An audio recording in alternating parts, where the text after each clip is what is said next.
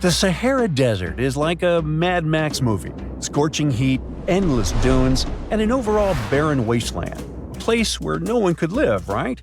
Well, forget all you know about it.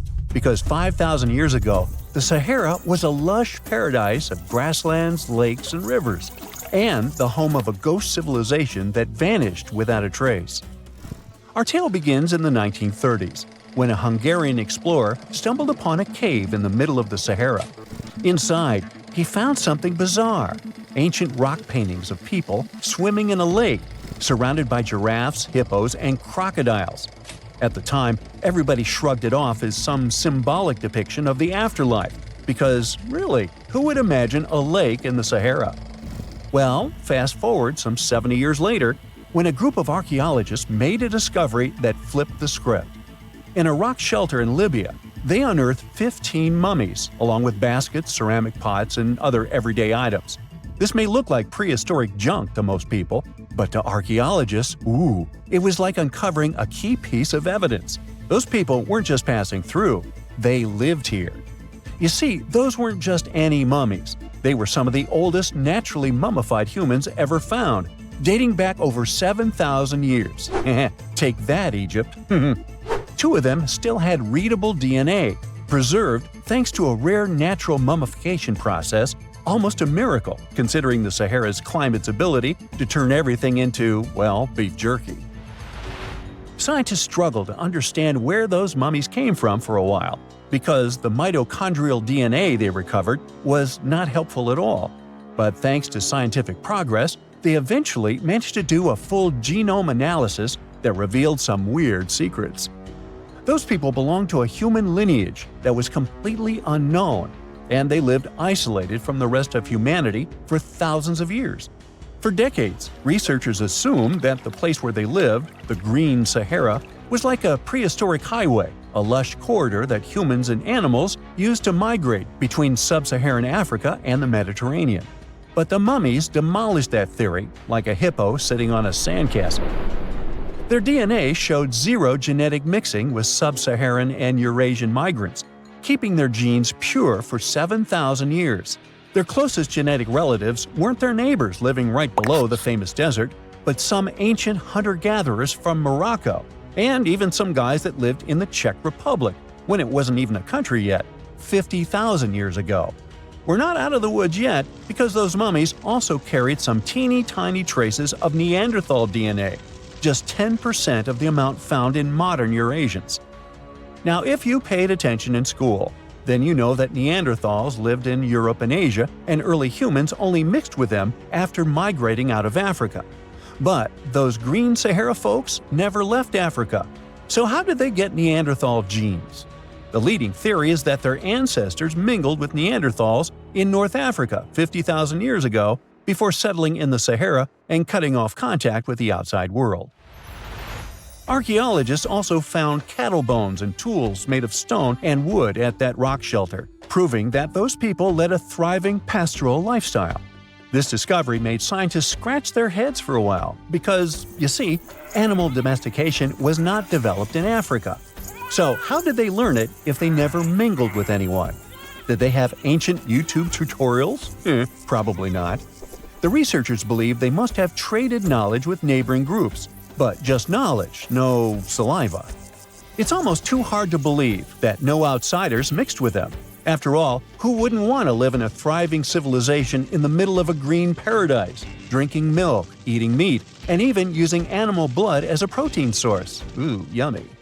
They didn't have to hunt for every meal, thanks to their livestock, and the abundant water made life pretty sweet. And yet, they never married outsiders. Why? Maybe it was a cultural choice to never date outside their own group. Or maybe the landscape itself kept them isolated. This is where scientists place their bets. They believe that the dense forests and rivers that existed in the Green Sahara acted like nature's no trespassing sign, creating a geographical barrier that isolates animals, plants, and whole societies. This isolation is the reason why their genes were so unique. These guys weren't swapping spit with anyone else. But this genetic time capsule almost didn't survive. For most of the last ice age, the Sahara was even harsher than today, a true dead zone where humans couldn't survive. 70,000 years ago, even the toughest people disappeared, retreating to the Nile Valley and the Mediterranean coast. Why? Because Earth was a climate bully. Massive glaciers stole all the moisture, weakening monsoons until rain clouds barely reached North Africa. Then came the knockout punches. Armadas of icebergs flooded the North Atlantic, triggering devastating droughts each time. This was the Sahara's ultimate keep-out era. Now, you're probably wondering how in the world the Sahara turned green after all this, and then went back to being a desert again. Well, it all started 15,000 years ago, I wasn't around then, when Earth was shaking off the last ice age. Our planet's axis was a bit wobbly, and because of that, the northern hemisphere got closer to the sun, getting extra sunlight and heat. This eternal summer turned North Africa into a giant moisture magnet, pulling water from the Atlantic and making it all rain down on the Sahara. The result of this ridiculous amount of rain was a lush savanna, complete with lakes the size of small countries. But the African humid period was not just a one-time miracle. The truth is, this eternal on and off switch between green and desert happened to the Sahara more than 230 times since the desert was born. During one of these events, the Sahara even expanded, getting bigger than it is today. So when the green Sahara showed up, you can bet it brought the ultimate ecosystem glow-up. This wasn't just a light dusting of grass. We're talking full makeover. The transformation was so complete, it even reshaped animal populations. Cheetahs suddenly struggled with the new prey dynamics, while rodents like the multi-mammate mouse thrived in the suddenly abundant grasslands. But don't pack your prehistoric swim trunks just yet. This paradise had teeth. The Sahara was an ecological maze of crocodile-infested rivers, malaria-carrying mosquitoes, and big cats lurking in the tall grass. Crossing it would have been like playing a real-life game of Hungry Hungry Hippos. This is probably why more groups didn't settle permanently.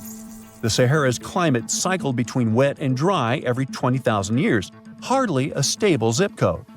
For most ancient people, it was smarter to treat the green Sahara like an all-you-can-eat buffet, grab resources and leave before the desert returned. Still, this green Sahara period lasted for 10,000 years, giving our mystery shepherds plenty of time to thrive. But around 5,000 years ago, Earth's axis shifted again, the rains moved away, and the Sahara dried up faster than a puddle in July.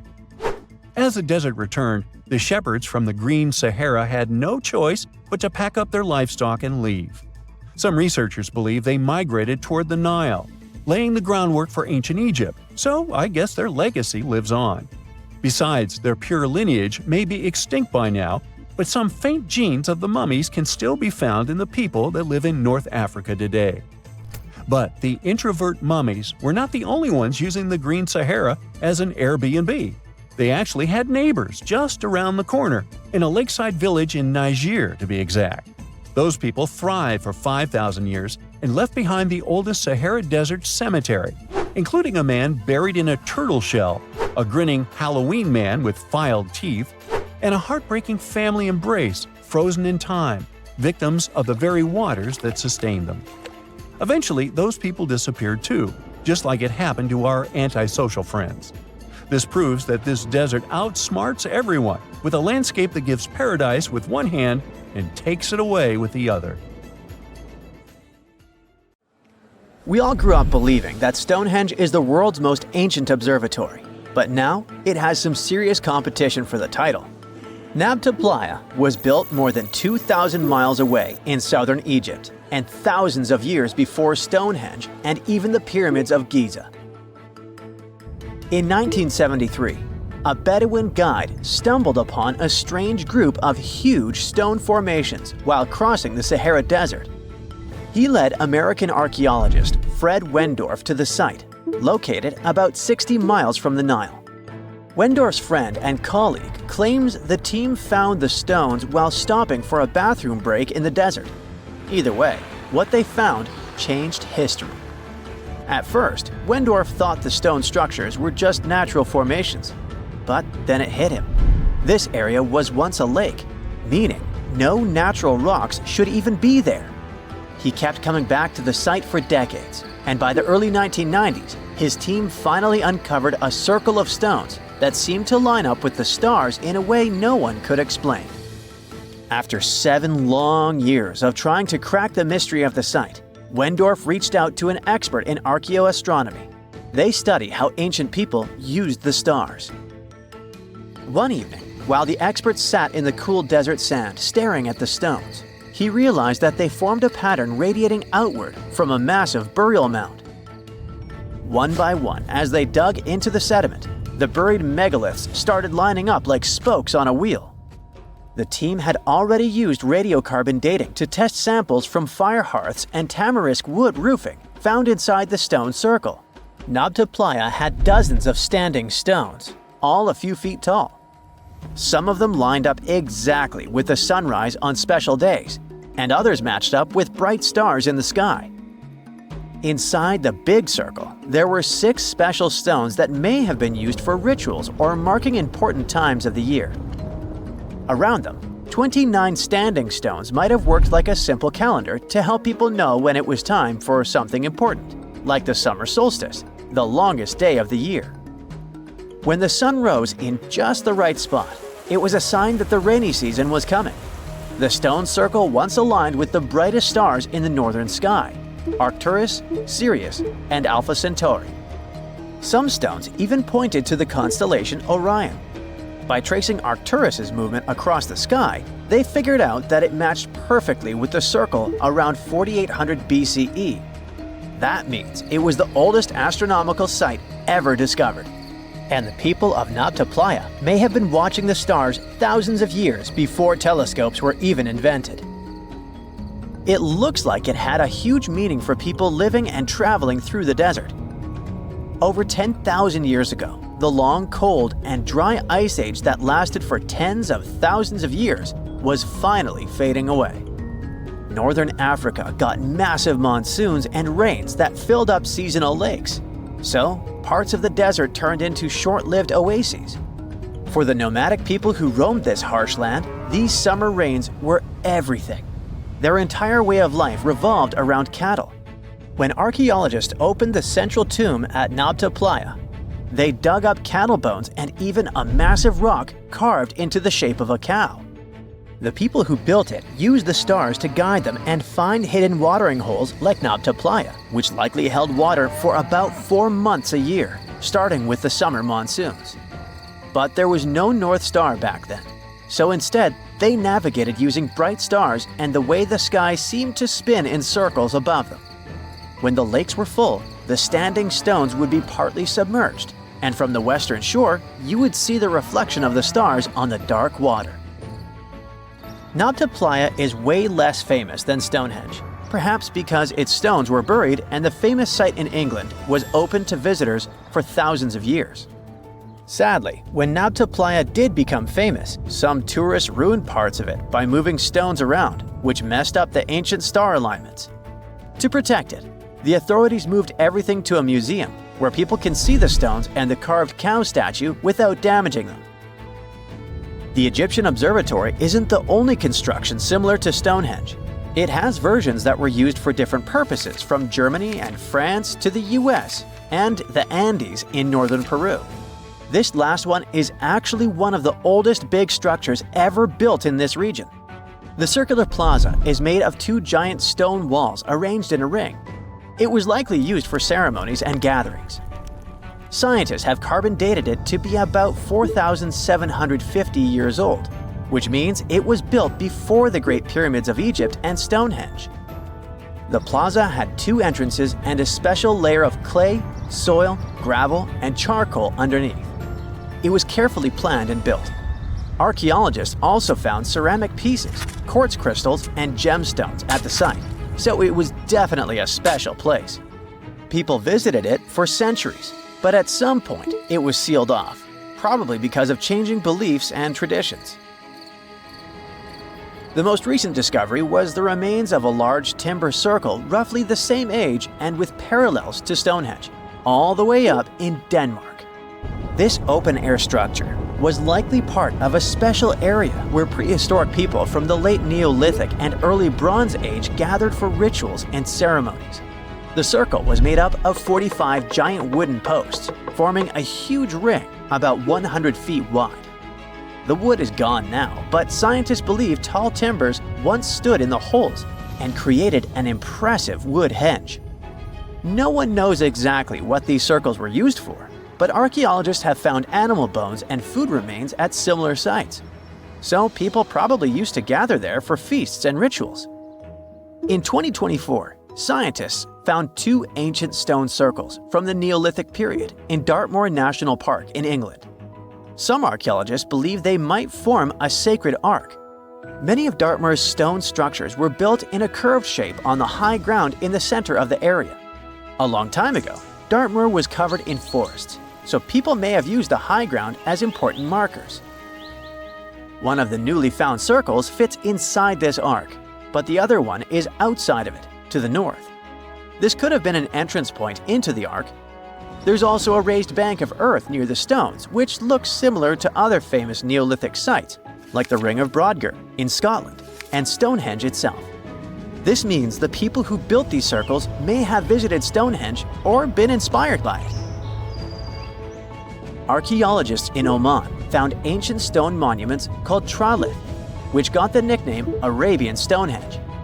They were finished about 2,000 years ago, but no one knows for sure who built them or why. Scientists also found stone hand axes that are incredibly old, between 300,000 and 1.3 million years old, from the time when the first humans left Africa. At another site in central Oman, archaeologists discovered a Neolithic tomb from around 5,000 to 4,600 BCE. There are 2 chambers with the bones of dozens of people inside beneath a giant megalithic structure. Nearby, they also discovered rock carvings that were made by people who lived in the area. And then there is another Stonehenge look-alike, this time in Saudi Arabia, that was used as an apartment complex thousands of years ago. Archaeologists discovered a total of 345 stone circles by looking at aerial photos of a lava field. Each circle is between 13 to 26 feet and has at least one large standing stone in the middle. These structures still have remains of stone walls and doorways. Stone circles like Stonehenge are often linked to ceremonies and rituals, but scientists say that many early houses were actually built in round shapes, and rectangular homes only became common much later in history. You plan to spend your summer vacation in Africa. The final destination is the Sahara Desert. It's located in northern Africa, stretching from the Atlantic Ocean to the Red Sea. You're excited to ride camels and learn about the region's rich cultures. You hop on an extensively long flight, and finally, you are here. You find yourself in the world's biggest hot desert. Can you believe it's 3 million square miles? You're ready for your first adventure after drinking liters of ice-cold water. The guide gives you a choice. You can spend 2 weeks visiting a collection of oases, or you can help them solve an ongoing local mystery. Deep into the desert, near this Algerian town, lies a mystery begging to be solved. A collection of huge, spotted circles in the sand. There are dozens of them, stretching for miles in a straight line. The circles were first identified via Google Earth images several years ago. People have debated them for years, but no one seems to know the answer. The strange thing is that they are so many miles away from any towns, roads, or human activity. The quickest way to discover the truth behind the circles is asking questions. You grab your notebook and set out to talk to locals. Everyone is helpful in this scenario: geographers, anthropologists, elders, and historians. The first person you talk to is a map expert. You need to understand if those circles were authentic or a satellite glitch. You end up interviewing the people who take Google Earth satellite pictures. The circles are really there. They appear in multiple pictures from many years. Then, let's understand why they are there in the first place. After 2 days of interviews, you have your first lead. The circles could be the result of oil activity. Experts explained why this would make sense. Algeria is a rich area for natural resources, so this would be a sensible guess. Usually, to find out if there is anything worth extracting, companies would undertake seismic surveys. Seismic surveys are a way of analyzing the Earth's surface by sending shock waves into the ground. Depending on how these waves bounce back, you'll know what is located there. A special vehicle could have marked the soil that way. So, did we unravel the mystery? Not quite so. As you know, the Sahara Desert is one of the driest areas on the planet. The average high temperatures in summer are over 104 degrees Fahrenheit. To survive there, people need to find ways of accessing water. So, these circles could be a kind of ruin or leftovers from ancient water wells.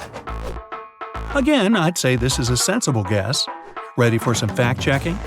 Some anthropologists agree that these circles could be ancient fogueras. Foguera is the name of a 2,500-year-old style of irrigation system, usually found in northern Africa. It is also known as a qanat in other places in northern Africa. Locals would dig a deep well at an elevated point, deep enough to tap into underground water. They would then dig parallel shafts at regular distances. Then, they would dig an underground channel that connected the city to the well. Solely with the help of gravity, water would run from the well to the city. This traditional technology provided water for crops, livestock, and humans. Now, let's say these wells made human-made oases possible. Even the closest municipality name was an indication that this could be true.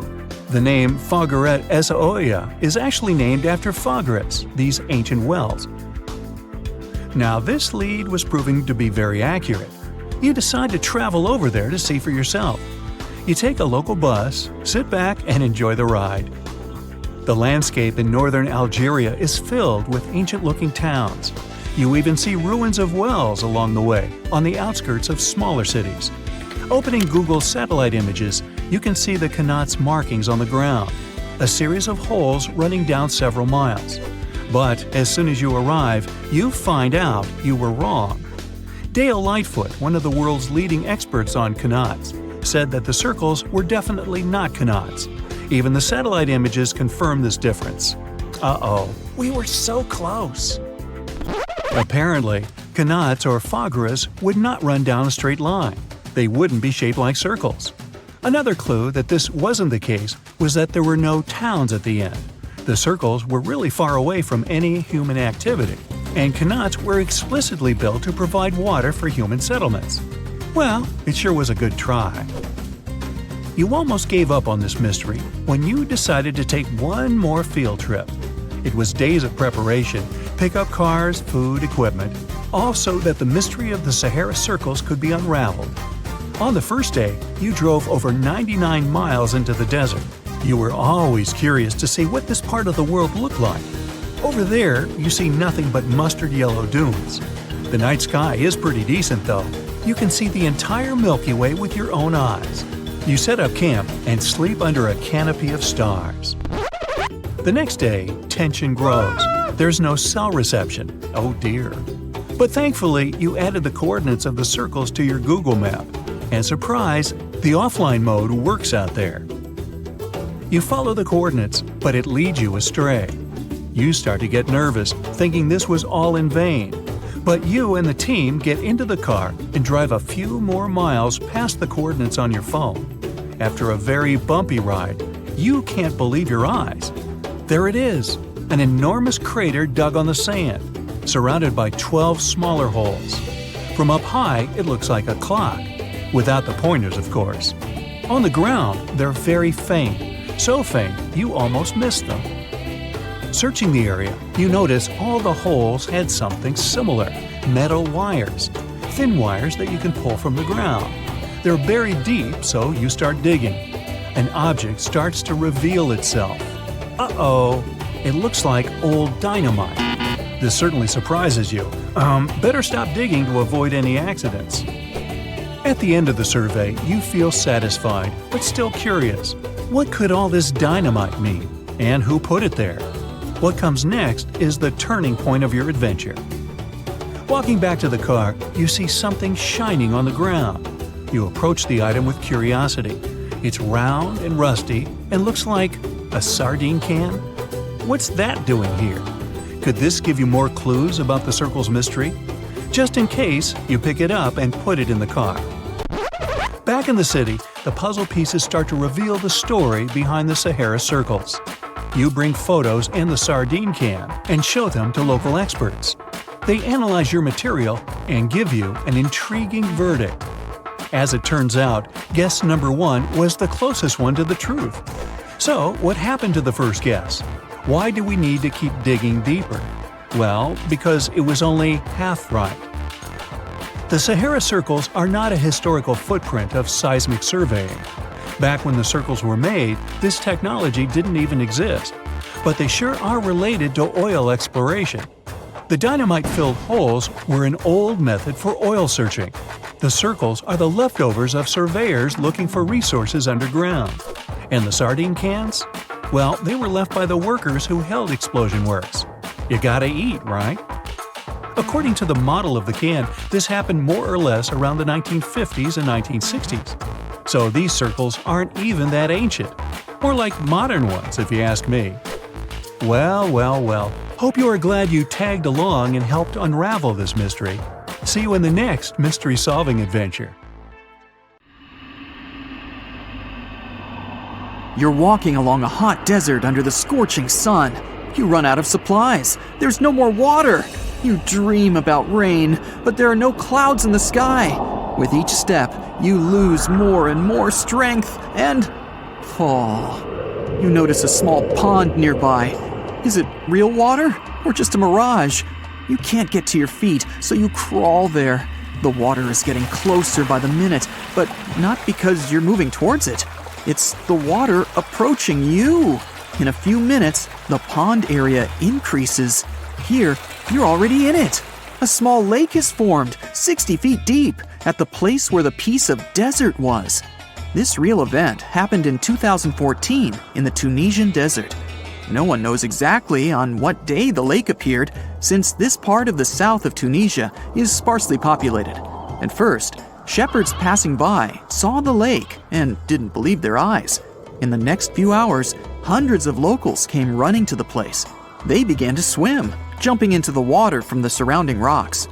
But a few days later, something strange happened to the lake. In the beginning, it was a crystal clear turquoise blue color, but then it turned dark green. People didn't attach any importance to this and continued to swim. They shouldn't have done that. The scientists and geologists arrived and immediately announced that it wasn't safe to swim in the lake. Muddy green water means the lake is stagnating.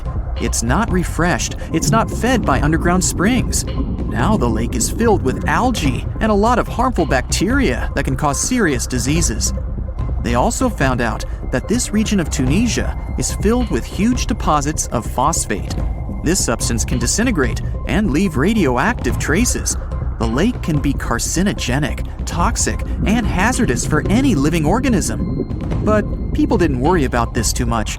They walk in the middle of the desert, while the sun heats the air to 104 degrees Fahrenheit.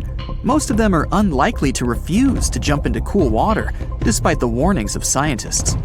Until now, no one knows exactly the reason for the appearance of the lake. Some scientists believe the lake was formed because of heavy rains. The lake is surrounded by rocks and is located inside a canyon. The water could just accumulate after each storm. Some geologists think an earthquake was the cause of the lake. A small seismic activity provoked the rupture of the Earth's rock above the water table, and through this hole, all the water splashed out. And if this theory is correct, then the lake can be pulled back underground through cracks. This is the same as when you pull the plug out of a drain hole in a filled bathtub. Any small earthquake is like pulling the plug out. Therefore, if you find yourself in these places, don't swim in this radioactive lake. We're going to the Caribbean Islands region. Among the clear blue sea, you can find a unique lake. It's located on one of the paradisical islands. You may not even notice the lake right away. The entire territory may seem like a huge concrete platform, but the main thing is not to step on its surface. Pitch Lake is a lake filled not with water, but with liquid asphalt. This is the largest asphalt deposit in the world. Steam is coming from all over the lake as it's hot. The depth of this lake is 250 feet. An entire passenger Boeing could fit there in an upright position. The lake is not fully studied, But scientists believe there's a deep fault in the Earth's crust under it. A huge amount of oil seeps through it. It passes through various chemical compounds and turns it into the asphalt. According to rough estimates, there are about 10 million tons of hot material inside this place. Theoretically, no life can exist in such conditions, but scientists have discovered a colony of microbes. Somehow, these creatures have learned to survive here. This also suggests that life outside of our planet may exist. The largest moon of Saturn, Titan, has many hydrocarbon lakes on the surface. And if the simplest forms of life appeared among 1 million tons of molten asphalt here on Earth, then nothing prevents them from appearing on Titan. We're going to Indonesia, to the island of Java. You need to climb a large volcano to see the next phenomenon. The volcano is overgrown with grass and trees, but it doesn't seem to be sleeping. Smoke is pouring out of its mouth. You climb to the top and see a clear lake instead of boiling magma. The blue sky is reflected in its bright turquoise surface. But don't try to jump there. This lake is filled with acid. The magma inside volcanoes comes from the deep bowels of the Earth's crust. The incandescent liquid consists of many molten metals and chemical compounds, and the lake is filled with particles of these metals. In addition, the volcano emits sulfur dioxide gases. When they combine with metals, they form a beautiful turquoise color. You'd better come back here at night. In some places, a lot of sulfur is concentrated. These accumulations come out of the lake and come into contact with the air. When this happens, everything around bursts into bright blue flame. It's safe to observe this from the side, but don't get too close. Nearby, on this island, there's another acid lake. It also releases sulfurous gases into the air, which are easily ignited when in contact with oxygen. And when this happens, the gases burst into a bright blue electric flame. It's difficult to see the flames during the day. At night, you can see these flashes from afar. Our next location is Australia. You start the drone high above the forest area. Among the green dense forests, you can see a bright pink spot. It's our lake. This time, the beautiful pink color may not stop you from swimming. You can relax here and take beautiful photos. The lake attracts thousands of tourists, but scientists have only recently been able to find out the reason for the unusual color. At the bottom of this salty lake in Melbourne, special algae grow and secrete a red pigment. In combination with sunlight, high temperatures, and a small amount of precipitation, it turns the lake pink. By the way, Australia is not the only place with such a phenomenon. There are lakes with a pink tinge of water all over the world. You can find them in Senegal, Bolivia, Kenya, and many other countries. The water of these places is also salty and contains the red pigment of unusual algae. We leave the hot beaches and fly to cold Canada. Here, we see a frozen Lake Abraham. We step on the ice and notice huge frozen bubbles inside. They resemble jellyfish, and there are thousands of them there. This is methane. It's a highly flammable substance. The grass, leaves, pieces of trees, and any organic substances that fall into the lake become food for a lot of bacteria that emit methane. Upon contact with frozen water, methane turns into tens of thousands of frozen balls. When the ice melts, the bubbles burst and sizzle. This phenomenon can also be observed on some shores of the Arctic Ocean. There, the size of the bubbles can reach several times more than balloons. It's a beautiful sight, but it's not safe, since methane ignites when it contacts with air. We're in the coldest place of our journey. It's Antarctica, near the driest desert on Earth. A dry place doesn't mean it has to be hot. It's an area with minimum precipitation. The desert isn't sand and cacti, but a place where almost no living life inhabits. Some areas of Antarctica meet these two criteria. However, in this icy desert, you can notice a tiny lake. Its depth is only a few inches. Technically, it's a pond, but the most amazing thing is that it stays in a liquid form. The temperature here drops to -58 degrees Fahrenheit. The pond should be frozen, but this doesn't happen. Don Juan Pond is one of the saltiest reservoirs on the planet. The amount of salt here doesn't allow the water to freeze. Scientists have been studying this lake for more than 60 years, but they still can't find out the exact reason for the appearance of water here. We've all heard of the Sahara. Sure you have. It's the largest hot desert on the planet. A sea of sand covering an area larger than the contiguous United States. But have you ever wondered what lies beneath the sand dunes? To answer this question, we must travel deep into the past of our blue planet. Up until some 6,000 years ago, the Sahara was grassland. Humans were around at this time, not me, spreading agriculture around the planet. In the north of Africa, the color green dominated. Plenty of rainfall meant that there were lakes, rivers, pastures, and even forests. A completely different image of the Sahara from the barren landscape of today. But then the climate started to shift. The region became parched, and the vegetation started disappearing. The wind did the rest. It took away the fine sediment after there were no plant roots to hold the ground together. Give it a couple thousands of years, and you get a familiar image of the Sahara. Sand and rocks stretching as far as the eye can see. But when it comes to volume, only a quarter of the Sahara is actually sand. The yellow sands of the Sahara are just one part of the story. The desert has many other features, such as gravel plains, salt flats, and plateaus. Makes you think if we understand the word desert correctly. For people who study such terrains, geologists, there is only one condition for defining a desert: precipitation. If an area gets little or no rain, then it's considered a desert. The Sahara certainly fits the bill. Its average annual rainfall is just 3 inches. Compare that to the nearly 45 inches a year in New York. When we look at precipitation, this sandy desert is only the third largest in the world. Number 1 and 2 are Antarctica and the Arctic. They are larger than the Sahara by millions of square miles. It sounds odd, but there is more than one type of desert. The first two are polar deserts, while the Sahara is a subtropical desert. But the difference in air temperature are staggering. In Antarctica's interior, temperatures plummet to minus 76 degrees Fahrenheit. Compare that to the highest temperature on record in the Sahara of 136 degrees Fahrenheit. But this desert has a cool side. At night, the temperature is roughly the same as the average yearly temperature in Denmark. This hot and cold roller coaster makes it hard to choose the right outfit when venturing into the Sahara. And what about the sand? How deep is it actually? The depth varies between 70 and 140 feet. That's not too deep. If you put the Statue of Liberty in a tall dune, half of it would still stick out of the sand.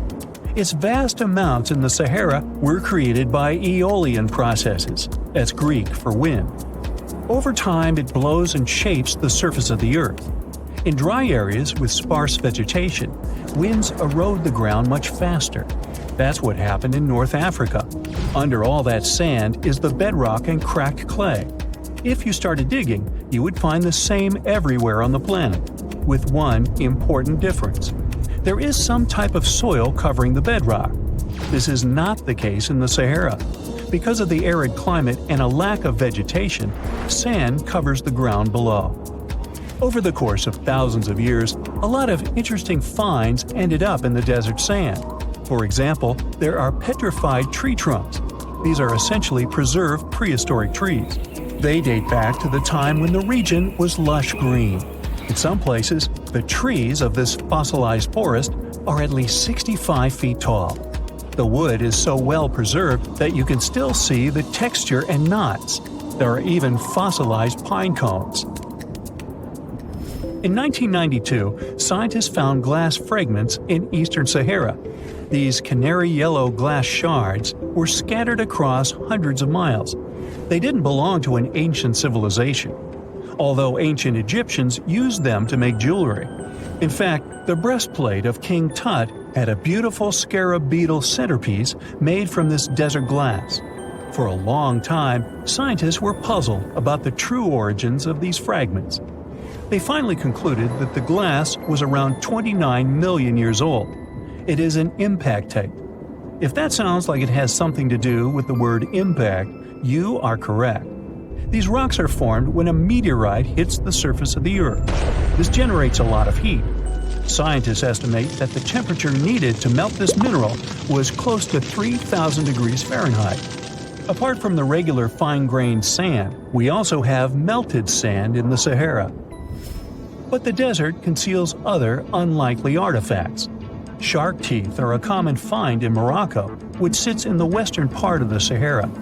What are the fossilized teeth of these marine predators doing in the middle of the desert? This part of the world looked entirely different millions of years ago. There was a sea cutting right through what is now a desert. The Trans-Saharan Seaway ran the length of present-day Algeria and Mali. It was around 165 feet deep. That was enough for all sorts of aquatic animals to inhabit it. Large catfish, sea snakes, and of course sharks lived in the area. British archaeologists even unearthed a turtle shell in Mali in the 1980s. For centuries, there was even an entire city hidden under the desert. Timgad was a Roman outpost constructed by the Emperor Trajan around the year 100 in the current era. For various reasons, its residents abandoned it around the year 700. The sands of the Sahara soon engulfed the city. It had remained hidden for nearly 1,000 years. Then, in the 1700s, a Scottish explorer started digging out the city. His team first uncovered a sandstone triumphal arch 40 feet high, similar to the ones we can see in Rome and Paris today. An amphitheater soon popped out of the sand, and it was followed by well-preserved statues of Roman emperors. The Scotsman's find was so impressive that no one believed him at first. It took 2 more centuries for archaeologists to fully excavate the city during the 1950s. The site covers a surface as large as 10 polo fields. The ruins reveal the full mastery of Roman city planning. All the streets meet at a right angle in what is known as an orthogonal grid. You can find the same layout in modern cities such as New York. Historians estimate that during its heyday, 10,000 people called Timgad home. Different nationalities lived here, from Romans to people of African descent. Today, more than 2.5 million people live in and around the Sahara. They are spread across 11 countries in total, and their living space is growing. The desert is 10% larger than it was just a century ago. This process doesn't involve sand pouring out of the Sahara. The ecosystems on the edges of the desert simply change over time. The wind blows the soil away and vegetation dwindles. The perfect conditions for the formation of a desert landscape. These changes are happening in the Sahel, a region south of the Sahara Desert. That's why the African countries have recently come together for a project called the Great Green Wall. The primary goal is to stop the desertification of the Sahel and hold back the sands of the Sahara. Their plan is ambitious and involves planting a wall of trees from the west to the east of the African continent. The proposed forest is not only going to be long, but wide as well. The Sahara and the Sahel share a historic bond. Since antiquity, camel caravans have been making the journey from Africa's Mediterranean coast in the north to the savannas in the south. The golden age of this trade kicked off in the 9th century. The perilous journey took several months to complete. The route was 2.5 times longer than the length of the Grand Canyon. Explorers still find evidence of these ancient caravans hidden away under the sands of the Sahara.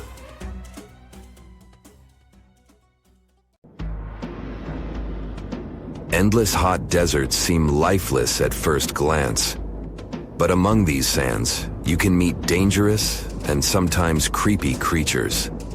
Some of them can only cause health problems, but some can stay in your memory forever. Let's get to know them, starting with dangerous ones and finishing with real nightmares. So, you're walking through a desert and see a big teddy bear with open hands. You understand that it's probably a mirage, but still, you come closer. You were right. It's not a plush toy, but a giant cactus. There's something strange about it. Thanks to some strange fluff, the branches resemble the arms of a teddy bear. However, this is not fluff, but thousands of thin needles, and they are the reason you shouldn't come closer.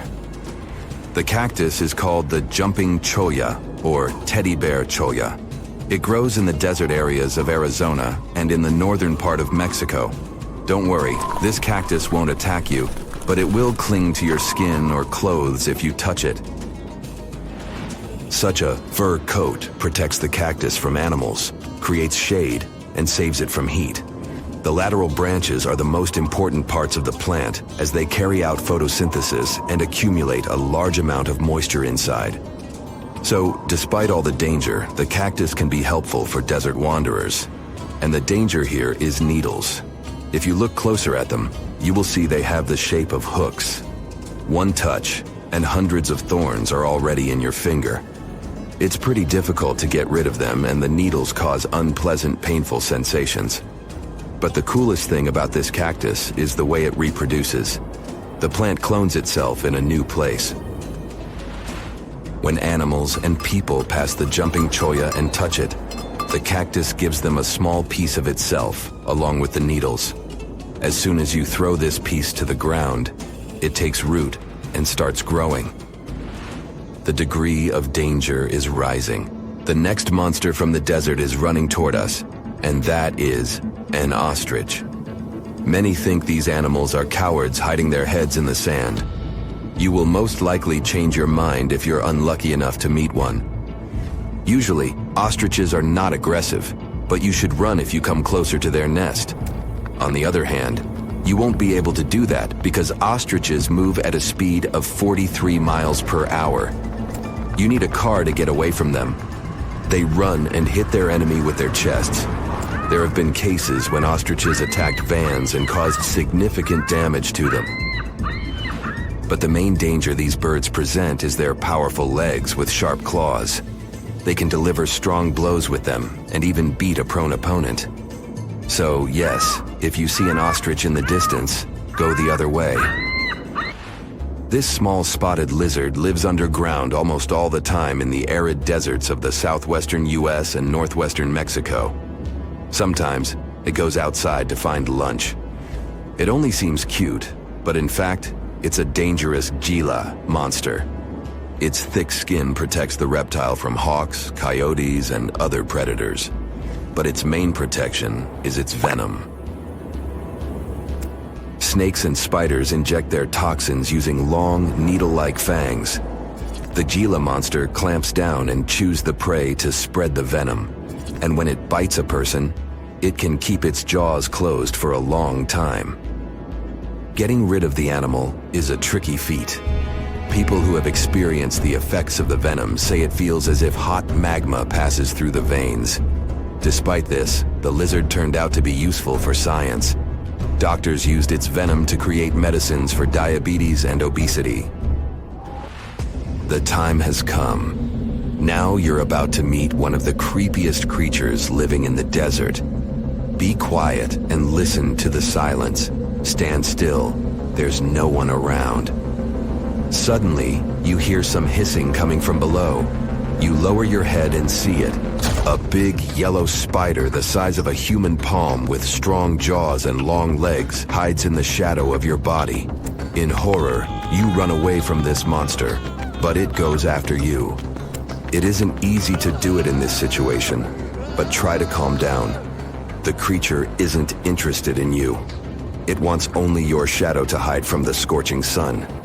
Anyway, it's better not to touch it.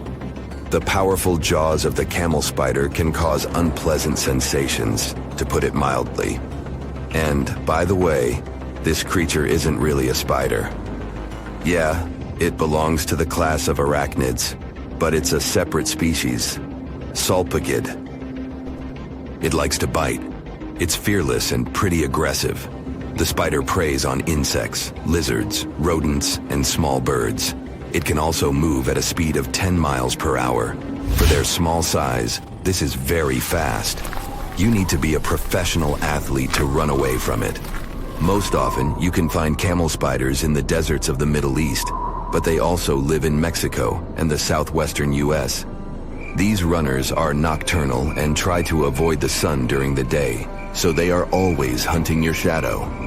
By the way, they got their name because they often hide in the shadows of camels. You won't hide from them during the day, but they will also want to come after you at night, especially if you make a fire. Solpugids always run to the light in the hope of eating something. Some species of these spiders make a hissing sound to scare their enemies away. Now, let's calm down for a second and leave the hot desert. We're going into the humid tropics of Tanzania.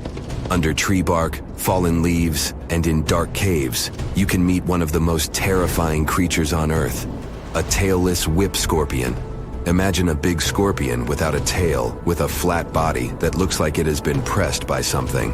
It's similar to spiders, but has no venom glands and can't spin a web.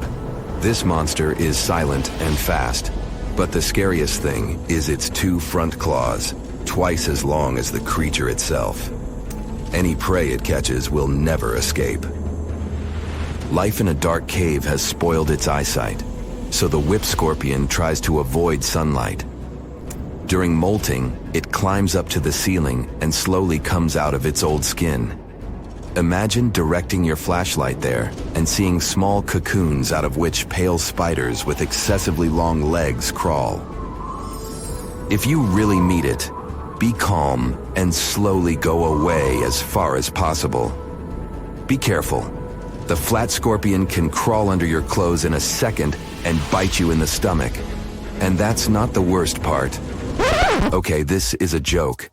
This pretty guy is one of the shyest and most harmless creatures among spiders and scorpions. It's afraid of you and will never attack. Many consider it beautiful and keep whip scorpions in glass terrariums. If you want such a pet, carefully watch it so that it doesn't run away from its house. If it happens, it will be pretty challenging to catch it again. In a matter of moments, it can get under your bed or go through gaps in the floor. Then it'll go to your neighbor's apartment through a ventilation system and scare people there.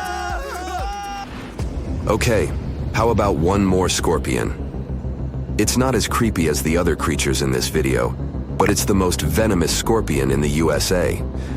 This is the Arizona bark scorpion. The problem is that you can see it in the desert, in your home, or in the yard. These dangerous venomous beasts crawl into rooms and often sting people.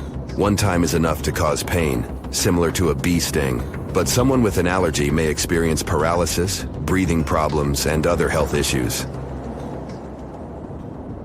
I bet you've never heard of the legendary oasis of Zerzura. This ancient city is said to be hidden somewhere deep in the Sahara Desert, and its discovery could mean unimaginable riches and untold secrets. According to an anonymous 15th century Arabic guide, the key to unlocking the city lies in the beak of a bird carved on the city gate. Zerzura might not be as popular as Machu Picchu or the pyramids, but that just makes it more mysterious. Legend has it that Zerzura is built around this big oasis somewhere in the desert west of the Nile. Apparently, it's made out of white stone and has all these luxurious houses and gold decorations. The story goes that a scribe wrote down the account of a traveler who stumbled upon Zerzura while looking for his lost camel. At one point in his journey, the man got caught up in a sandstorm, where he got separated from the rest of his group. The traveler kept wandering in the desert for days, and then, out of nowhere, 2 men showed up and guided him to the city of Zerzura. The traveler described this city as an oasis filled with little birds and made out of pure white stonework. The city is also said to be guarded by giants. In 1835, an English Egyptologist named John Gardner Wilkinson mentioned the city in one of his books. He spoke to a man from Egypt who found the city by accident after days of wandering through the desert. He mentioned some ruins, unusual stonework, and a large oasis surrounded by palm trees. The man even gave some instructions on how the city could be found, indicating that it might be in the western desert of Egypt. But here's the kicker. Even though a group of explorers went out to find Zerzura, they didn't succeed. At the same time, they did stumble upon a bunch of previously unknown oases. In the early 1900s, numerous expeditions were sent to find the city, including one with a fleet of Ford Model A trucks. But, alas, none were successful. Others say Zerzura did exist at one point, but not anymore. It's possible it was swallowed by the desert. It's believed that back in the day, the Sahara Desert was actually green. Scientists even found traces of ancient rivers that flowed through the area 100,000 years ago, creating green corridors across the desert. But Zerzura might have never been real to begin with. Maybe it only existed in the minds of people, a figment of their imagination as they were struggling in the African desert. For thousands of years, people have been obsessed with the hunt for another lost city, Atlantis. But if this place really existed, where on Earth, or under the sea, could it be? According to Plato, Atlantis was an actual place, and it was supposedly located somewhere in the Atlantic Ocean, near the Strait of Gibraltar. But how did this mythical city become synonymous with a perfect, paradise-like society? Well, you can thank Ignatius Donnelly for that. The American writer published a book in 1882 where he outlined 13 hypotheses about the existence of Atlantis. Donnelly truly believed that this lost city was where ancient humans lived in peace and joy for centuries. Donnelly even thought that Atlantis was the original source of many ancient civilizations around the world. And if we just followed Plato's clues, we could totally find Atlantis. Sounds like a treasure hunt, right? What inspired Donnelly to go on this quest in the first place, you might ask? Apparently, an amateur archaeologist discovered the city of Troy, using Homer's The Iliad as a guide. Well, if Troy was real, then why not Atlantis? Back in the day, some people believed that America was the legendary Atlantis. Columbus really stirred up some excitement when he brought back news about the New World to Europe. But the real hunt for Atlantis didn't really start until the 20th and 21st centuries. Some people tried to connect the dots between a volcanic eruption on the island of Santorini and the destruction of Minoan settlements. But in 2018, a team of investigators claimed they had nailed it, announcing they had discovered concrete proof that Atlantis had existed. What was their evidence, you ask? A series of mysterious circles in a national park in Spain. But the circles turned out to be nothing more than experimental ponds for studying zooplankton. Let's face it, there's no real evidence that Plato's lost city of Atlantis actually existed. But it doesn't make searching for it any less exciting, does it? The Fountain of Youth isn't a lost city per se, but it is another mythical location that many have claimed to have stumbled upon over the years. Long ago, people were obsessed with the idea of living forever, or at least extending their lives as much as possible. Each culture had its own wild story, like the Greeks talking about a magic fountain that let people live longer, or Alexander the Great finding a river of paradise that could heal the wounded. Japanese legends spoke of hot springs that could make you young again, while the Caribbean locals talked about the restorative powers of the water in one of their own mystical lands. Explorers searched far and wide for these magical waters, but nothing. Probably the most famous of all was the story of the Spanish explorer Juan Ponce de Leon, who thought he'd found it in Florida. Now, Ponce de Leon was quite a character. He sailed with Columbus and became an important figure in the area now known as the Dominican Republic. He found gold in Puerto Rico and even became the island's administrator. But when the ruler of Spain decided to replace him in his duties, he got upset and decided to explore Florida, looking for gold and the elusive Fountain of Youth. He explored the Bahamas, but sadly, he didn't find any gold or magic water. He did, however, make his way to Florida. He explored the coast and even discovered the Gulf Stream. Unfortunately, his last expedition didn't go well, and he was wounded. But the legend of him searching for the Fountain of Youth lived on. Even though historians don't think he was really looking for the Fountain of Youth, thousands of people visit the Fountain of Youth Archaeological Park every year to try the sulfur-smelling water. it's the oldest attraction in Florida, which has been around since the 17th century. Some say the water has unusual properties, but I'll leave that up to you to decide after you visit this place.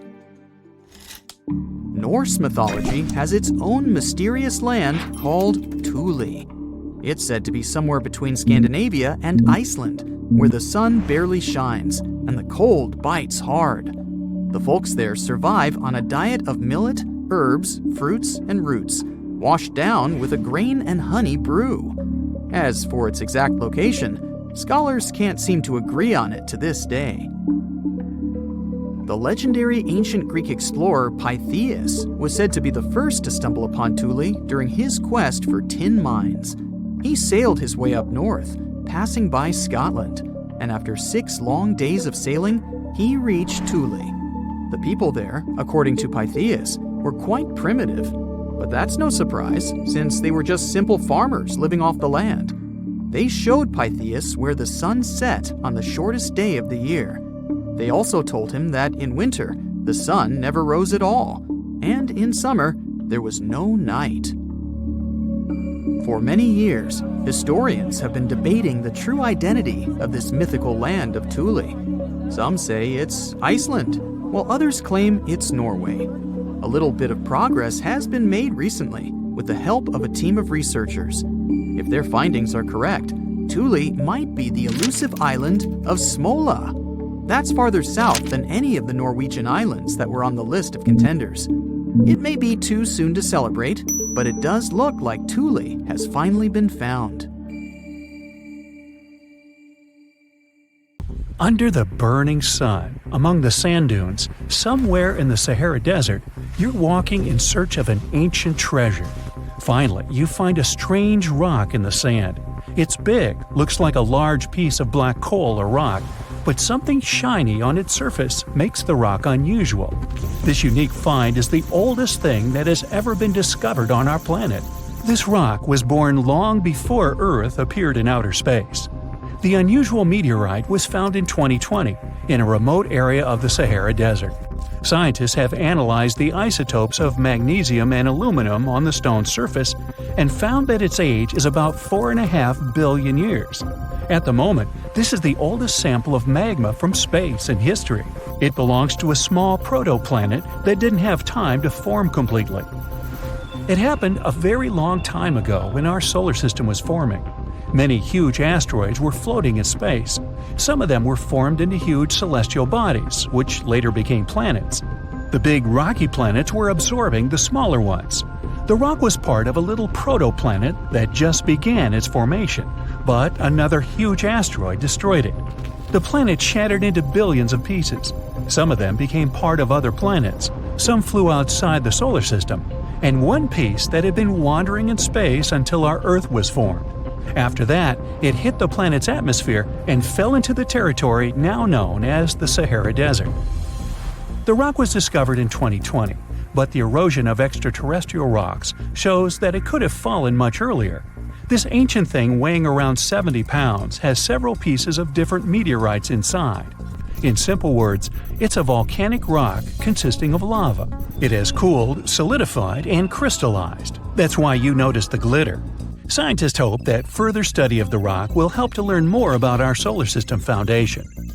The biggest asteroid discovered in the U.S. is the Willamette. Its size is 84 square feet, and its weight is more than 15 tons. This is half the weight of a bus. Several people can fit on the surface of this outer space object. But the coolest thing is that it's not a rock like most meteorites that were found. Willamette is made of nickel and iron. This massive piece of metal was discovered in 1906. Now, the huge rock is kept at the American Museum of Natural History. The largest meteorite ever found is Hoba. It's located in Namibia, and people have never changed its position because it's too heavy. The weight of Hoba is 60 tons. It's heavier than a tank.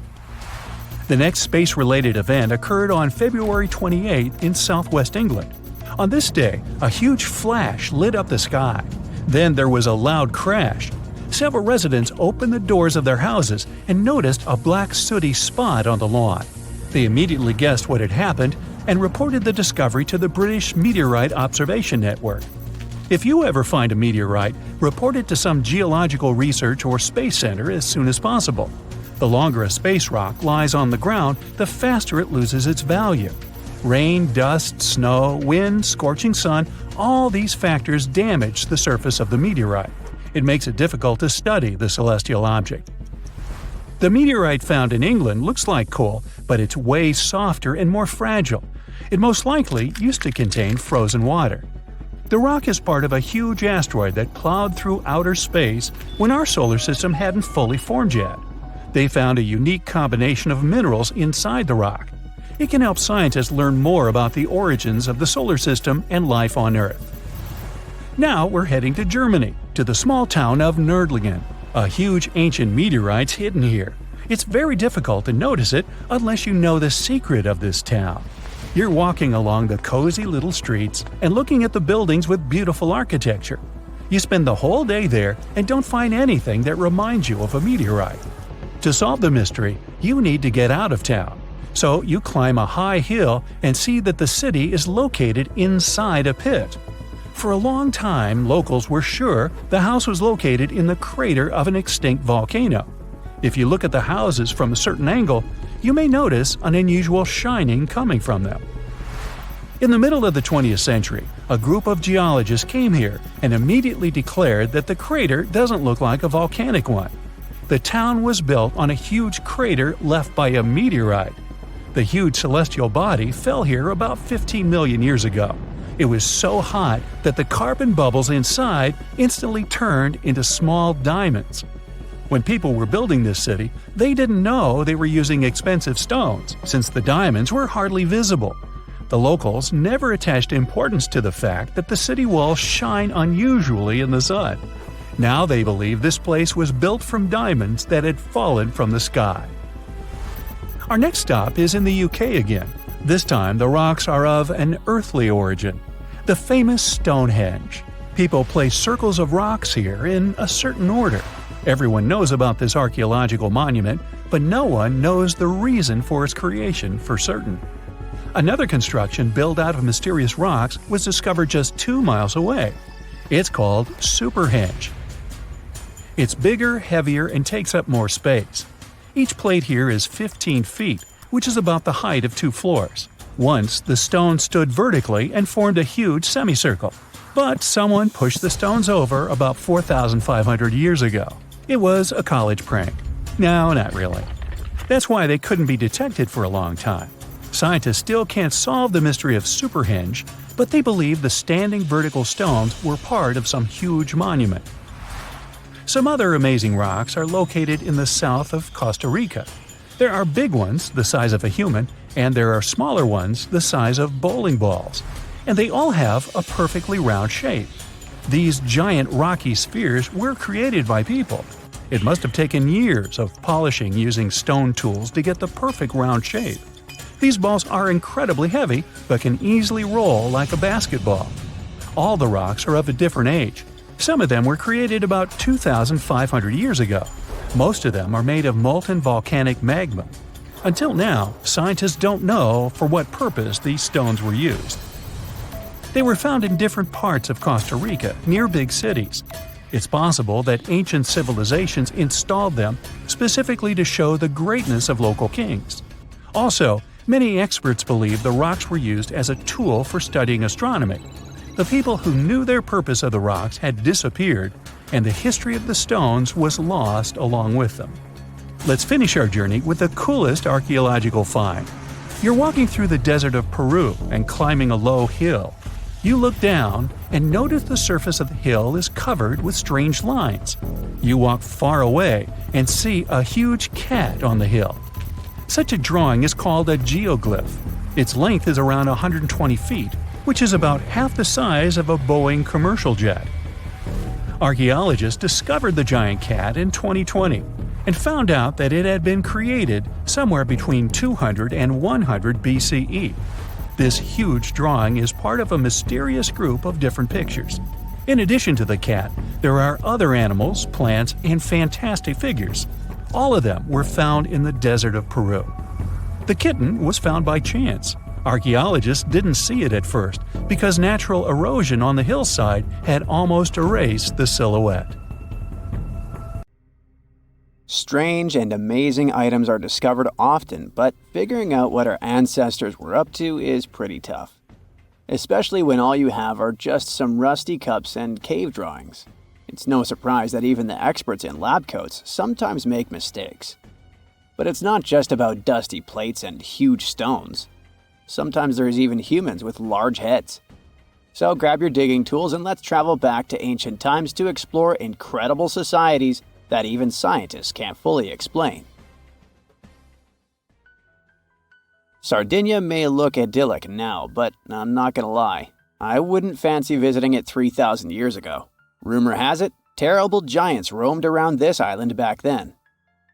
People even talk about finding human skeletons over 13 feet tall there, although nobody's ever shown anything to prove it. But the stories will make you wonder because some weird stuff has definitely happened. In 1974, over 5,000 pieces of broken stone artifacts were found in a part of the island called Monte Prama, but instead of being displayed in a museum, they were locked up in an underground vault for about 30 years. Sounds a bit suspicious, doesn't it? When they were finally displaced in 2005, scientists put the pieces together to find statues of 38 giant men standing 8 feet tall. Not quite as tall as the legendary skeletons, but still pretty huge. It's thought these statues were made by the Nuragic people, who lived on the island a long time ago. Besides giant statues, they also built over 8,000 massive stone buildings. Perhaps Nuragic weren't giants themselves, but they definitely liked their things big. I do too. I like a big number of likes on our videos. That would be pretty great. Thank you if you liked this and subscribed. Now back to the video. You and I are pretty smart, but we might not be the smartest humans ever. Actually, we might not even be the smartest species. Since 1913, some skull fossils found in South Africa have hinted at a possibly smarter contender called Boskop Man. This human-like species might have lived as recently as 10,000 years ago. Their skull suggests they had really big heads, which means their brains could have been 30% bigger than ours. Wow! Their average IQ could have been around 149, making them among the smartest 0.05% of people today.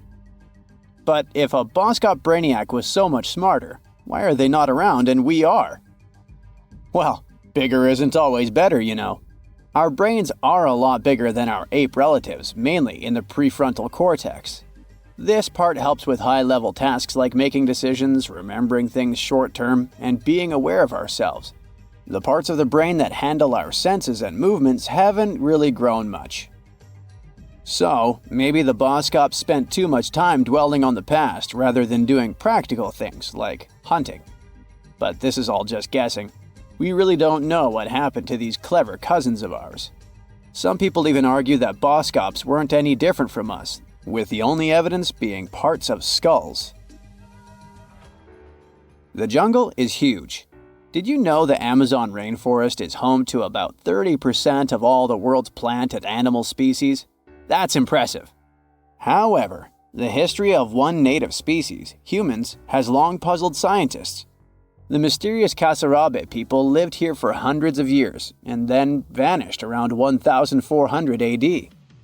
People thought the Amazon only had a few scattered tribes, but recently we discovered big, unusual shapes in the ground called geoglyphs.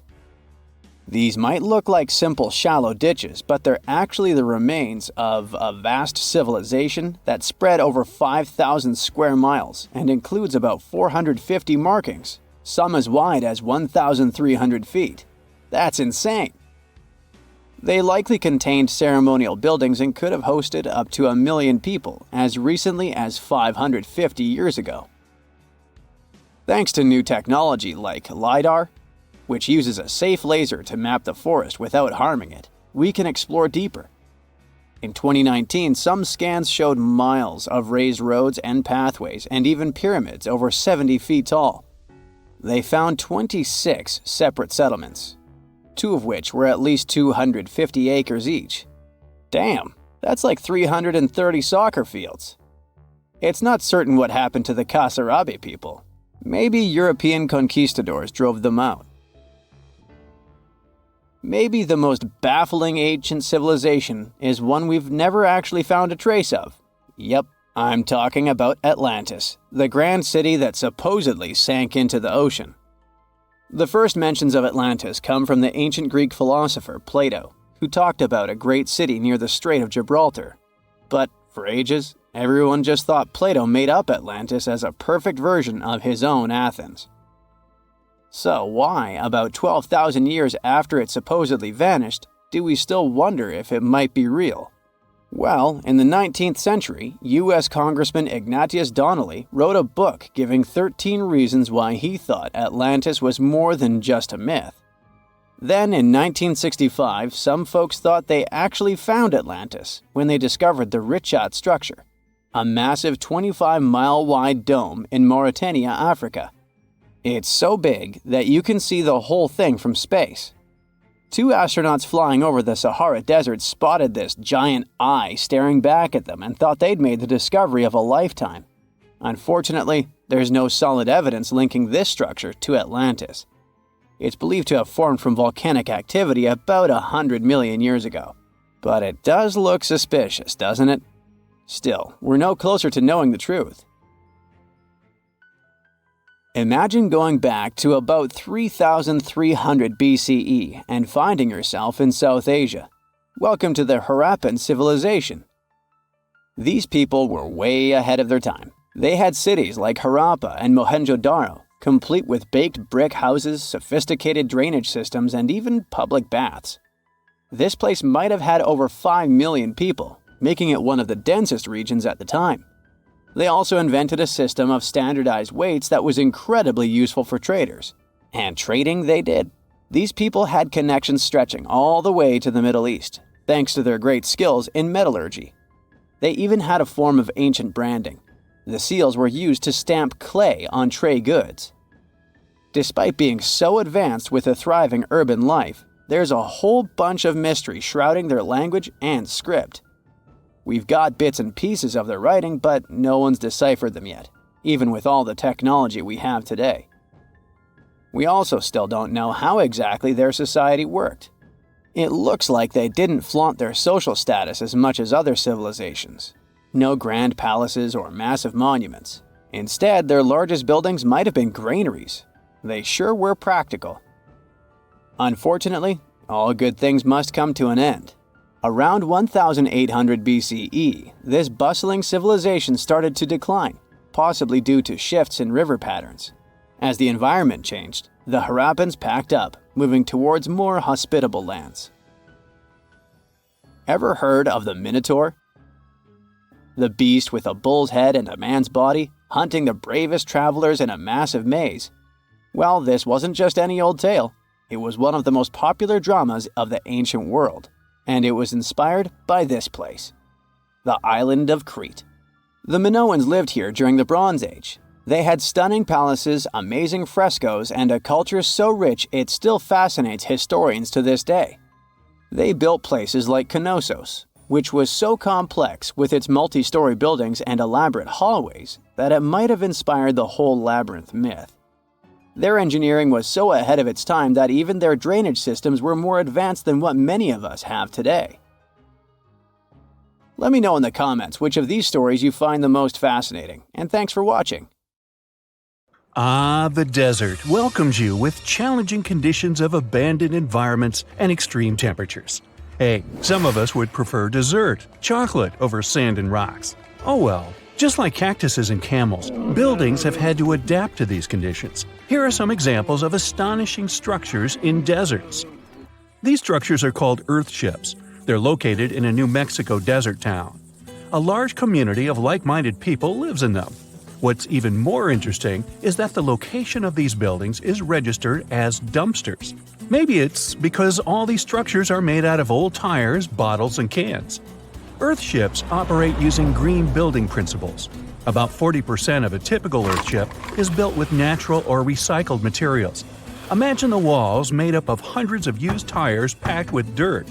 Then there are layers of floor-to-ceiling passive solar windows. They gathered the sunlight during winter and reflected in the summer to keep the structures at a reasonable room temperature. You can see plants in corridors and glass bottles or aluminum cans stuffed inside walls. Certainly a distinct house in many ways. Mike Reynolds is an architect who noticed the alarming waste and consumption levels in the 1970s. He designed a fully sustainable home out of cans back then. Almost 40 years later, he becomes the one who brings together all the other Earth shippers. Reynolds drove a Mercedes, but it ran off of the vegetable oil he picked up at fast food restaurants in town. A standard 2-bedroom, 2-bathroom Earthship costs about $250,000 in this town. Yet there are Earthships like Dobson House that can cost as much as $1.5 million. If you do it yourself, with family and friends, you can eliminate the cost of labor, and it becomes relatively less expensive. Let's assume you're really going to build one. Where can it be? Well, anywhere. Earthships currently fit in the cold, dry air of Canada, as well as the hot and humid climate of Haiti. This is the Mirage Mirror House. It's an installation set in the Southern California desert. Mirage opened in 2017 as part of a contemporary art exhibition. It's composed of mirrors. This minimalistic structure blends with the environment around it. The doors, windows, and openings have been removed to create an amazing experience. What you have in the landscape is reflected back to you. How's it made? With mirrored surfaces. At night, the distant lights refract from the mirrors. In the daytime, the sky is transformed into banks of clouds. There's no fixed scenery in this house. How about seeing a futuristic structure in the deep desert? Architects designed a concept home that pairs perfectly with Elon Musk's Cybertruck. The house has a post-apocalyptic theme. When I say post-apocalyptic, it's because I can't say it. Anyway, the house is designed to survive in a disaster scenario. The Cyber House has steel gates, the windows are armored, and the exterior walls are made out of super strong material. Modern house is controlled by an autonomous geothermal heat pump. To put it in less sci-fi terms, you can keep the internal temperature steady. This sleek house has an entrance that can fit the Cybertruck. After all, it's inspired by it in the first place. Plus, the Cybertruck can be lifted to the second floor to be more secure. This is King Abdullah Petroleum Studies and Research Center in Saudi Arabia. Basically, it's a laboratory in a desert. It was designed to demand minimum energy. The architecture has patterns on the walls and ceilings, giving reference to the local tradition of geometric form. The next stop is Swartberg House in South Africa. This one is located near the Swartberg Mountains, but don't get too excited. It's on the edge of the Great Karoo Desert. It's a 4-bedroom apartment. It has a special temperature regulating system.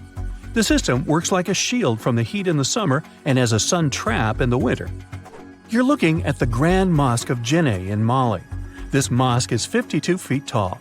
This is impressive because it's made of only sticks and a special mix of mud and other natural elements found in the desert. Petra is an ancient city hidden in the Jordan Desert. The structures are carved directly into red, white, and pink-colored sandstone cliff faces. It's located among the canyons and mountains near the desert.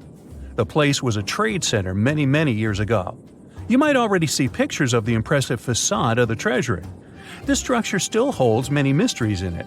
For starters, scientists can't explain how the Nabateans managed to create such a structure thousands of years ago. Did you know that there's another mysterious place in the middle of the desert that has a similar structure to Petra? Median Saleh was like a second capital of the Nabatean kingdom. Yet another secret they left for us to decipher. It has over 100 decorated tombs and more than 1,000 non-monumental graves. Plus, inscriptions and cave drawings are also here, again surrounded by sandstone. This wooden shack was a post office once. The structure is in the Tengger Desert of Mongolia. It's surrounded by nothing. Sand is the only thing that accompanies the lonely structure. The building is only 23 square inches. As you can guess, it didn't get too many visitors. It was abandoned for over 35 years. Its fate changed one day when a woman discovered the building. Mrs. Zhang and her friend came up with an idea. They were going to reach businesses and people who wanted to send letters and postcards from the world's loneliest post office without actually visiting the place. It worked. The post office rarely gets visitors in place, but it's busy online. Over 20,000 letters and postcards were sent from the desert post office in December 2021 alone. The place is about 6 miles off the nearest road. A post truck picks the letters up and hits the road for delivery. Eventually, they are shipped all over the world. A second destination in Saudi Arabia is King Abdulaziz Center for World Culture. The building has an interesting design. It took nearly a decade to build this complex structure. It's a 321-foot-tall tower which stands out with its look. Stone Matters Pavilion is a stone structure in Palestine. The structure spans a surface area of 93 square inches. It has been built entirely out of 300 interlocking stones that mutually support each other. The concave roofs, and yes, they look like giant bowls, are designed that way to collect rainwater. The structure is in Iran. Interestingly, in Iran, the evaporation rate is 3 times faster than the world average, so this bowl-like design comes in very handy. It captures the water in a way that the water can form a single mass as a whole before it evaporates. The outer shell of the roof system collects rainwater, but it also works as an additional shading. It makes air move freely, designed like a cooling mechanism for both roofs. Eco Lodge in Egypt is the next stop. The project is built in a place that overlooks the desert and is constructed using locally available materials like sun-fired bricks and palm wood. The building is an example of traditional architecture. There's a water basin that lets in the air to keep the interior cool. A worthy mention is the CID Interpretation Center in Chile. Chile's Atacama Desert is among the top tourist destinations in the country. To help the tourists, architects designed a visitors center as part of the infrastructure for the wind farm. Here, the cold winter months don't freeze people because the large windows make the most of solar heating. What's even more interesting is that the building is designed to go completely dark at night. Imagine you somehow bumped into the building by accident. Black Desert House is a building respecting the stars. At night, this house goes completely dark. It dissolves into the night, so the stars can appear more prominent. Now, any mysterious desert buildings you know that aren't on this list? Let us know in the comments. There you are, trekking across a desert on foot. It's hot, you're terribly thirsty, and now you gotta walk around this stupid wall. Wait, a wall in the middle of a sandy, lifeless nowhere? Exactly, a wall in the northern Saudi desert. Archaeologists have just made a super exciting discovery, and what they found was not just a single wall. No, it was a whole ancient walled city that might date back to 2400 BCE. They think this place was home to around 500 people and could have been used for 1,000 years. This discovery is groundbreaking. It means that the area could have been way more advanced than anyone expected. This city was well organized, with different zones for living, towers and strong walls for protection, and different sections for all kinds of daily life. This ancient city, now called Al-Nata, was basically an oasis town, and it's great since it can give us a peek into what life might have been like in this desert thousands of years ago. Apparently, they had clearly separated areas, like residential sections, a cemetery, farmland, and even a town center. This oasis city, found in the Khaybar area, is the first big organized settlement from the 2nd or 3rd millennium BCE that researchers have uncovered in northwestern Arabia. The first surveys show that this town, which covered about 6 acres, had several districts, including the residential area, the cemetery, and the legal one, with courts. The houses were set up in neat rows, all connected by small roads. Those streets kept the residential area separate from the rest of the town. Back then, most people in this region were nomadic herders, always moving around. But archaeologists have been sure that during the Bronze Age, northwest Arabia had small walled towns and oasis centers scattered across it. These connected oasis towns were unique, offering secure places for people to live, store goods, and trade. They started showing the beginnings of urban planning, which hints that people of that time were already starting to settle down and organize communities more seriously. The research team estimated that there were about 50 homes in Al-Nata, but that number could go up to 70 as they keep digging. They think that a few hundred people lived there, and probably one of the coolest things is that some houses went up to 3 stories tall. Built on a slope near a couple of major trade routes, This city was set up in a prime spot. Now, one of the most impressive things about this place is its water supply. The oasis had springs and aquifers, which are underground water sources, and such conditions were perfect for farming. Those water sources meant residents could grow their own food, making the town self-sufficient. The outer walls probably helped control who could enter the town and get access to its resources. This settled way of life was an impressive shift from nomadic living to a more agro-pastoral lifestyle, which means a mix of farming and herding animals.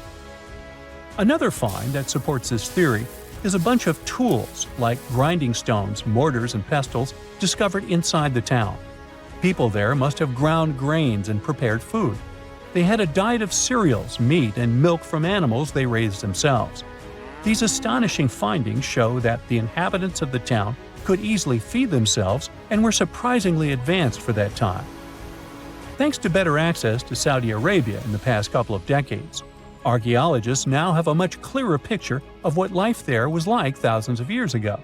The most exciting thing is that Al-Nata might have been part of a whole network of similar fortified oasis towns spread across the region, and all of these connected sites could show us how trade routes and small settlements worked together at that time in that arid area. Now, at the same time, this recent discovery isn't the only one that has the scientific world buzzing with excitement. How about we visit Egypt and see for ourselves? After all, archaeologists have just found a stash of ancient Egyptian and Greek treasure underwater.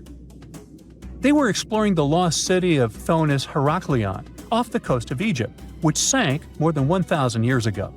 This city was legendary, and nobody even knew where it was until it was rediscovered in 2000.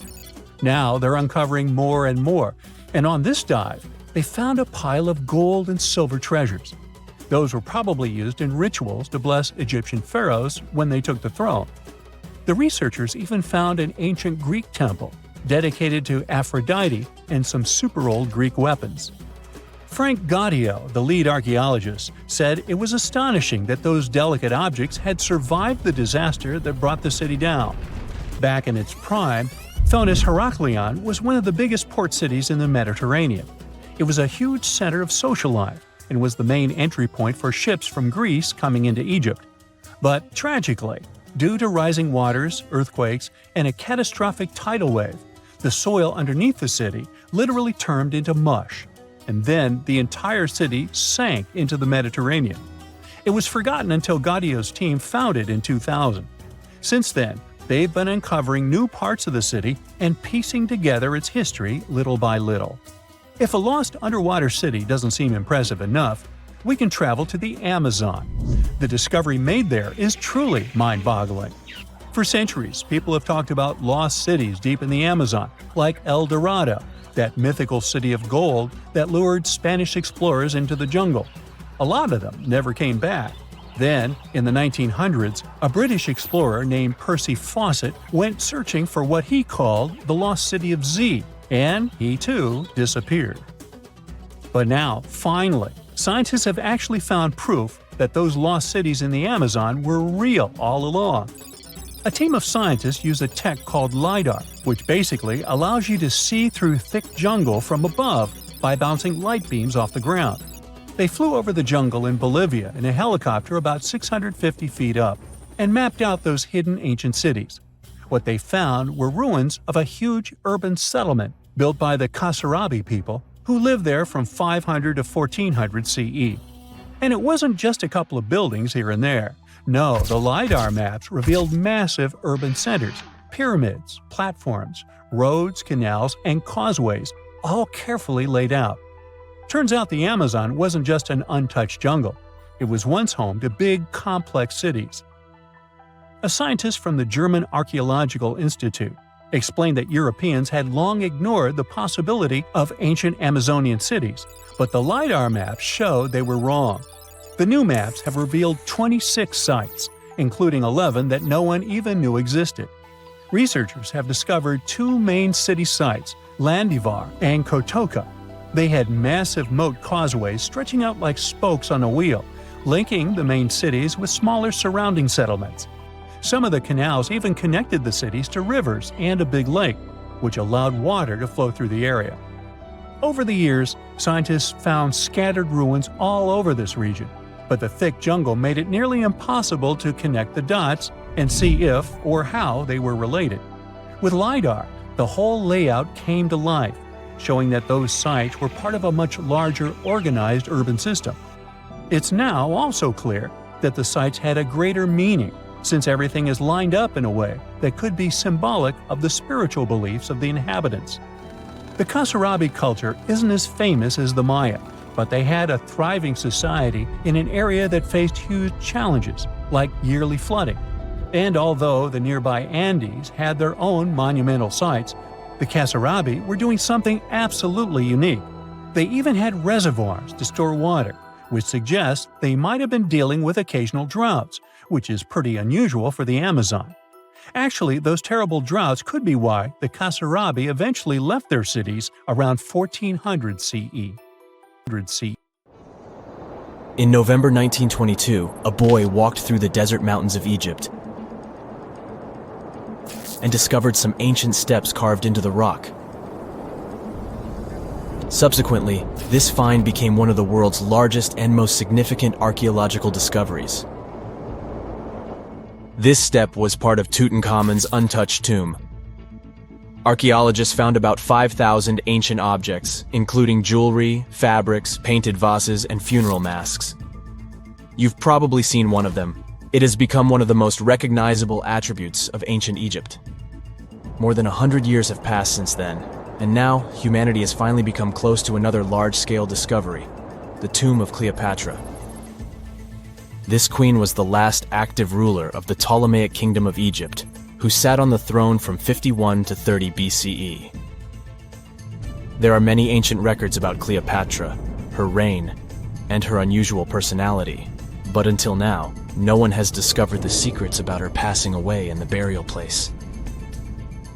So, one archaeologist, Dr. Kathleen Martinez, has been studying ancient records and temples around Alexandria for decades, and concluded that the tomb of the queen should be located under the ancient city of Taposiris Magna, founded in 280 BCE.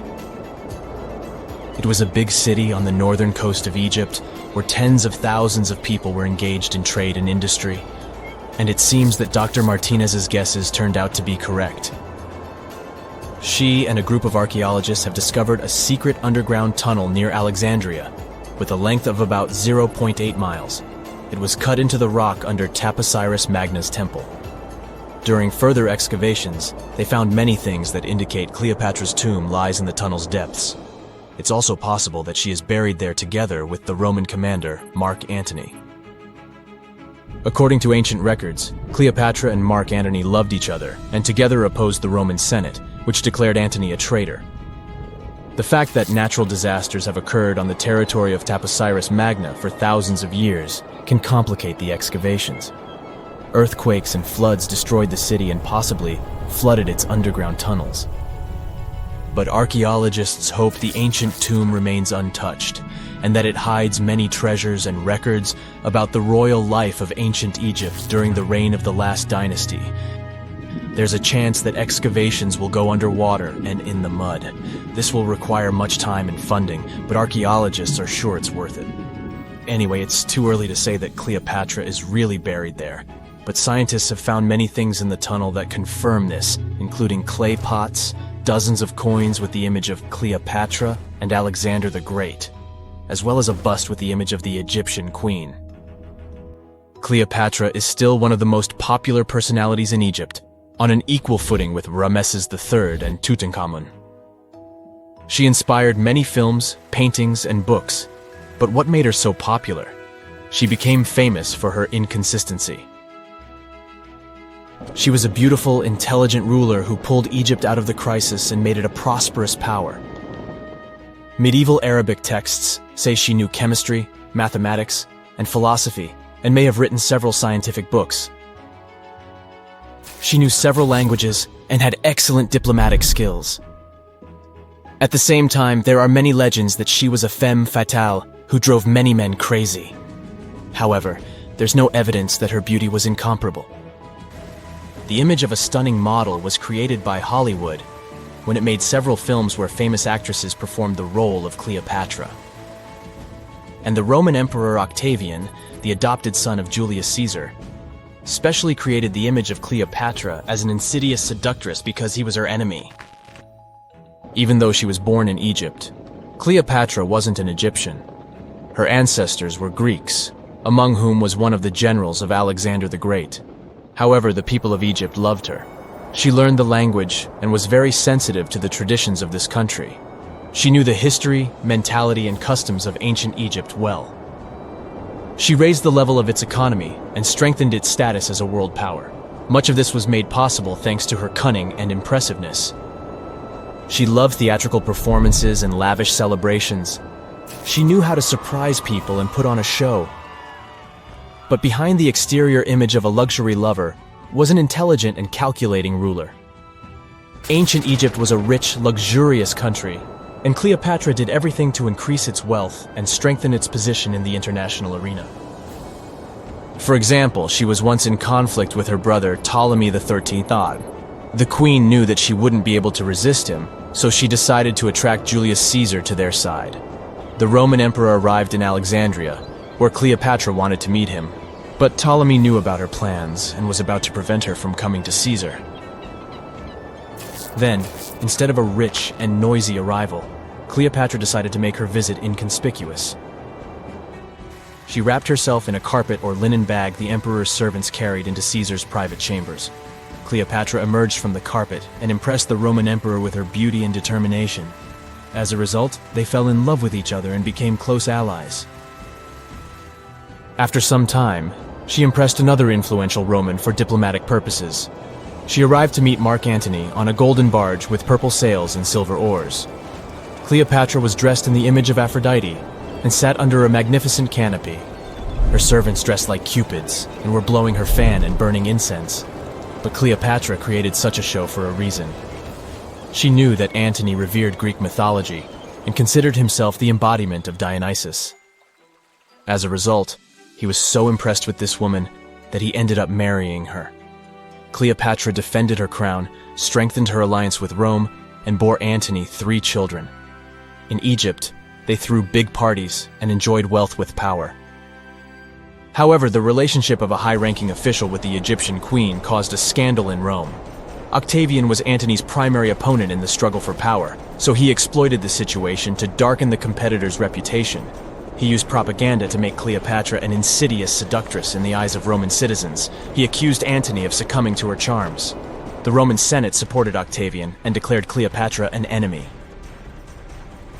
In 33 BCE, this conflict reached a high point when Antony's navy clashed with Octavian's fleet. The latter won and forced his enemy to flee to Egypt with Cleopatra. According to some records, they took refuge near Alexandria.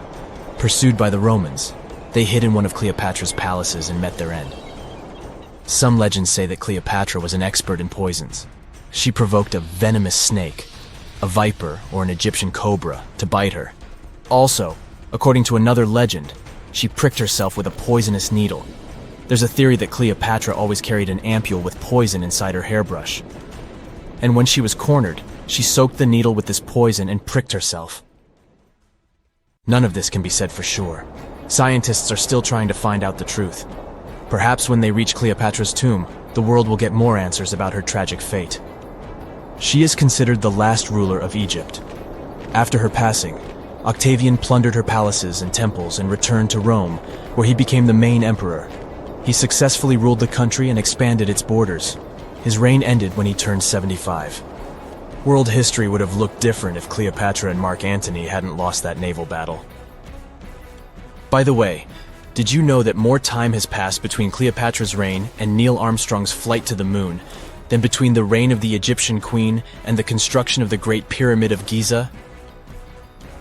Armstrong took a step on the Earth satellite in 1969, 38 years after the birth of Cleopatra. And the construction of the pyramid took place in 2560 BCE. Imagine how long the history of ancient Egypt is. Cleopatra is closer to us in time than to the pyramids. In the UK, there are around 115,000 mailboxes, with some of them placed in questionable locations. Look here, we're on a deserted stretch of Caithness Moorhead, and here, just smack dab in the middle of nowhere, between the quarry and some moorland, stands a solitary mailbox. It was local teacher Chris Aitken who stumbled upon this oddity near Worth Hill, close to John O'Groats. Now, John O'Groats is a tiny village 2.5 miles northeast of Canisbay, in the historic county of Caithness, Scotland. The village itself is popular with tourists, but only houses around 300 people on a regular basis, and they have their own mailboxes there. So why would someone need one on a random hill? When Chris shared a photo online, someone chimed in with a theory.